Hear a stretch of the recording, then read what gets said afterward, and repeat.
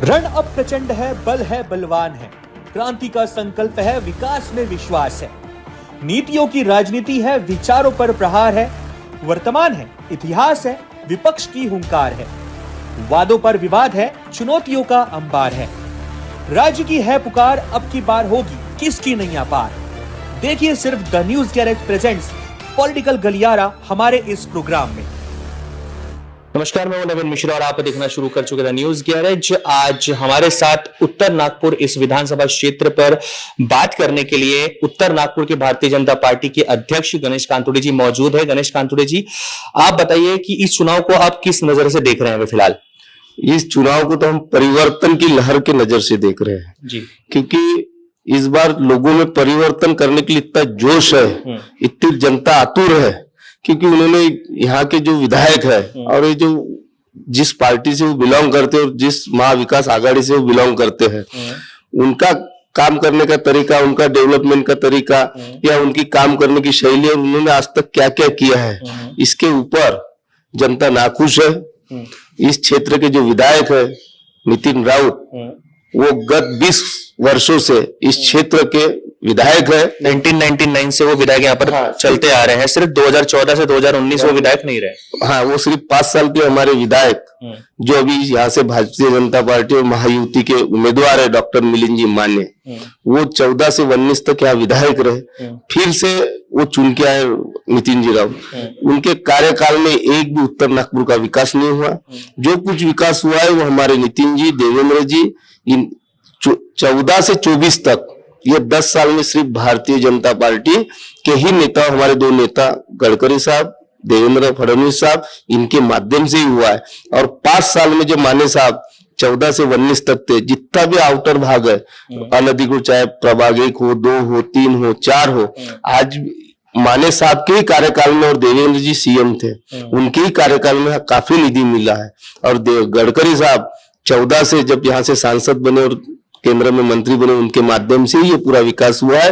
राउत जी ने तो कुछ भी विकास नहीं किया। आपके हिसाब से, जैसे कि आप उत्तर नागपुर के भारतीय जनता पार्टी अध्यक्ष हैं, तो उत्तर नागपुर में क्या क्या विकास होना चाहिए था और वो क्या विकास है जो अभी तक के उत्तर नागपुर की जो जनता है वो बहुप्रतीक्षित है? एक तो जो विकास होना चाहिए था, यहाँ खेल के मैदान नहीं थे, यहाँ खेल के मैदान डेवलप नहीं कर पाए, यहाँ अच्छी एक लाइब्रेरी नहीं बना पाए। यानी काफी सालों से राम मनोहर लोहिया लाइब्रेरी हुई है। उसके बाद यह अनधिकृत लेआउट, क्योंकि पॉपुलेशन ये 10-15 सालों में काफी बढ़ चुकी है। उस समय एक छोटा क्षेत्र था, फिर बाकी यानी शहर का जो विस्तारीकरण जो बोलते हैं अपन, वो जब लेआउट बने एक भी विकास नहीं, चलने के लिए रास्ते नहीं थे जी। 2014 तक हम भी हमारे पावने लेआउट में, मेरी भी पत्नी मिसेस प्रभाग 3 से 10 साल से नगर सेविका है। 1 में, 2 में, 3 में, 4 में जो आउटर भाग है और जो काफी ईडब्ल्यूएस लेआउट है जो 20 साल पहले एनआईटी के माध्यम से हुआ, या कुछ भी डेवलपमेंट नहीं, बस जनता को गुमराह करके वोट लेना, चूतिया बनाना, संविधान के नाम पे चूतिया बनाना, अन्य धार्मिक मुद्दों पे लोगों को चूतिया बना के वोट लेना। लेकिन अब जनता सजग हो चुकी है। जनता चाहती है डेवलपमेंट के नाम पे वोट देने की, जनता चाहती है जो विकास करे उनको वोट देने का, क्योंकि यहाँ के स्थानिक जनता ने सब देख चुके हैं कि सिर्फ विकास भारतीय जनता पार्टी कर सकती है। गडकरी साहब का उदाहरण है, फडणवीस साहब का उदाहरण है, और माने साहब ने जो 14 से 19 तक डेवलपमेंट किया, 19 में उनको कुछ कारणवश पराजय का सामना करना पड़ा। लेकिन इस बार जनता परिवर्तन के मूड में 100% है, क्योंकि महायुति के शासन में जो अभी लाडली बहन योजना हो, बच्चों का एजुकेशन फ्री हो, ये जो अन्य काफी जो मेडिकल में सहूलत हो, अन्य विषयों पे जो सब अन्य फैसिलिटी दी है, इसलिए जनता खुश है। और इस बार परिवर्तन करके ही जनता सांस लेंगी।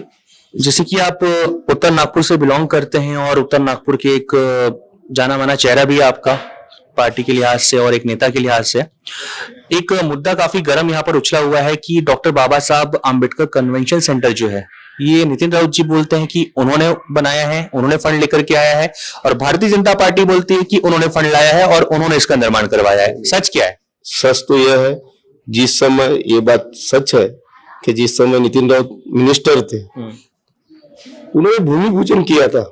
मैं आपके चैनल के माध्यम से सभी उत्तर नागपुर के नागरिकों से और मतदाताओं को बताना चाहता हूँ। ये मुझे ही पता है, भूमि पूजन उन्होंने किया लेकिन काम की शुरुआत नहीं हुई थी। लेकिन माने साहब जब यहाँ से आमदार बने, विधायक बने और देवेंद्र जी फडणवीस साहब मुख्यमंत्री बने, मुझे मेरे जानकारी के अनुसार 94 कोटी रुपए तो माने साहब ने दिए वो काम करके। लेकिन कुछ कारणवश माने साहब के कार्यकाल में और देवेंद्र जी के 5 साल के मुख्यमंत्री कार्यकाल में वो उसका इनॉग्रेशन नहीं हो पाया। इसलिए फिर से सत्ता जब आई, हम युति में शिवसेना के साथ लड़े, बहुमत तो हमको ही मिला था जी। नैसर्गिक युति शिवसेना के साथ तो हमारी थी, अलायंस में लड़े, लेकिन लालच के वजह से शिवसेना ने कांग्रेस के साथ हाथ मिला के सत्ता बनाए, तो उसके लिए उसका जो लोकार्पण सोड़ा है उसका पूरा करने का काम नितिन राउत जी को मिला। क्या लगता है आपको आने वाले जो 20 नवंबर को चुनाव है और 23 तारीख को रिजल्ट है, किस तरफ इस बार माहौल जाने वाला है? एक पार्टी के लिहाज से मत बोलिए, अभी एक जैसा आप मान लीजिए आप खुद एक आम जनता है, आप क्या देख रहे हैं अभी जमीनी स्तर पे क्या चर्चा चालू है? जमीनी स्तर पे तो ये चर्चा है, मैंने आपको पहले ही बताया, परिवर्तन करना इस उत्तर नागपुर के सभी नागरिकों का एक निर्धार है और 100% होके रहेगा। दिल्ली से लेके गली तक जो विकास है और जो भी फैसिलिटी देने का काम है, मोदी साहब हो, नितिन जी हो, देवेंद्र जी हो, उनके माध्यम से इस शहर में पूरा इस देश में चल रहा है और 200% परिवर्तन होगा। और आम नागरिक को राह देख रहे हैं 20 तारीख कब आती है और हम कमल का बटन दबाकर एक जो बोलते हैं निष्क्रिय आमदार, जो 20 साल कुछ नहीं कर पाया, वो आमदार को घर बिठाने की जनता ने पूरी मानसिकता तैयार कर ली है और 200% वो रिजल्ट 23 तारीख को आएगा और 20 तारीख को माने साहब के सामने जो कमल का बटन है वो दबाकर लोग उसको परिवर्तन की। ये थे गणेश कांतोड़े जी, जो कि उत्तर नागपुर मंडल अध्यक्ष आते हैं यहाँ से, और इनका मानना है कि इस बार यहाँ पर उनको परिवर्तन दिखने वाला है और जनता का मूड भी इस बार परिवर्तन का बना हुआ है। वो तो आने वाला समय ही बताएगा कि जनता आखिर उत्तर नागपुर की क्या डिसाइड करती है।